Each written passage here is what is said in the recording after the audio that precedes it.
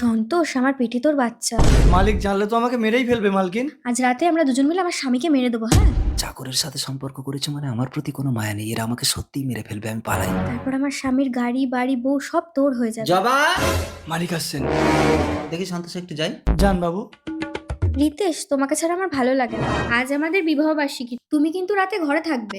না গো, আমাকে কোম্পানির প্রমোশন করাতে ক বছরের জন্য একটু বিদেশ যেতে হবে। তুমি মেয়েটাকে একটু দেখো। আমি আসলাম জবা।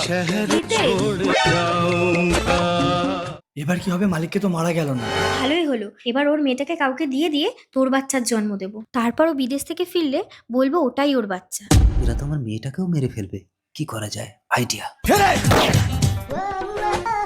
এই যে ভাই, বাইরে আয়।